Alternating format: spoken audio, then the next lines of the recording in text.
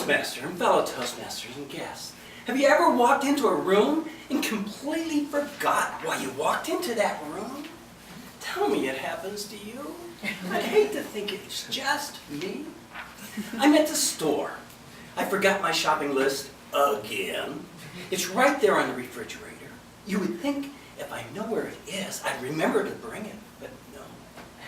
So I'll walk around. I'll just push the cart around, and then I'll remember. Yeah, right.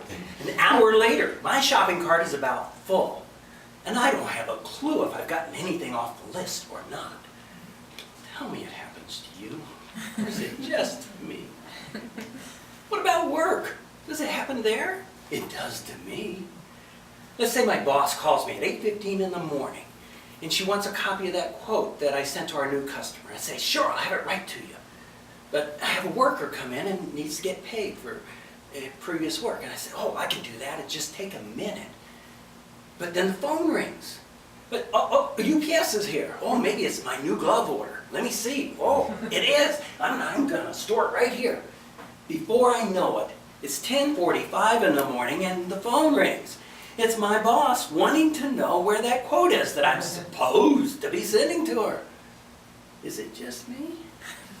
Does it happen to you too? I've heard of a theory where when you go through a doorway that you forget.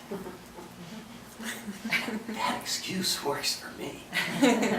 Now this theory goes on. This doorway is an event barrier. So when you walk through it, you start a new set of memories. So no wonder you forget when you walk from one room to the next. Where was I? Oh, this doorway!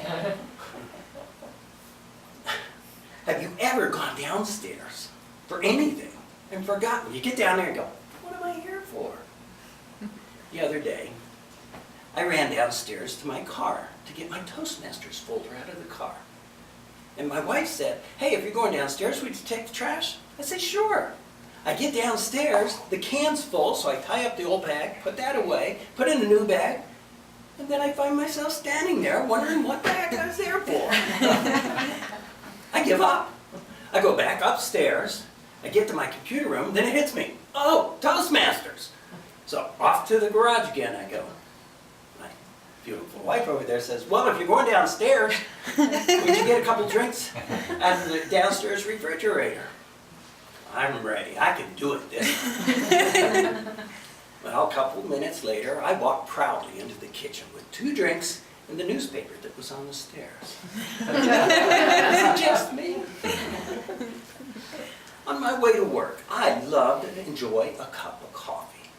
And so what I do is I brew the pot of coffee just minutes before I leave.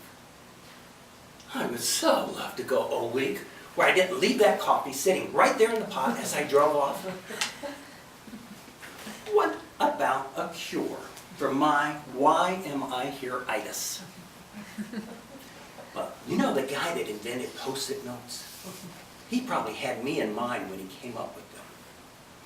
Now, I've got to tell you that I've tried them and they work to a limited extent. Just don't use them in your car and you're going faster than 30 miles an hour and you roll the window down. And don't put them on your refrigerator. When was the last time you looked at anything posted on your refrigerator? Especially your shopping list. Now, Post-it notes work really well on your computer monitor because they're really hard to miss there. Where was I? That doorway theory. Back at work, I have this basement. And I'm always finding myself having to run upstairs and downstairs to get something. And over, I'll get down there and I'll go, what did I come down here for? So what I've done is I've put up a note going down the stairs that says, remember what you're here for. Now I've got to tell you, that has really helped, really. So now what happens is I remember that I forgot what I'm after when I'm standing on the stairs instead of in the basement. Now, you may well forget what I spoke of today, but when you walk out that doorway, you're gonna forget it. But when you're in your basement and you're trying to remember why you're there, think of me. Grab something to drink for dinner. Mr. Toastmaster.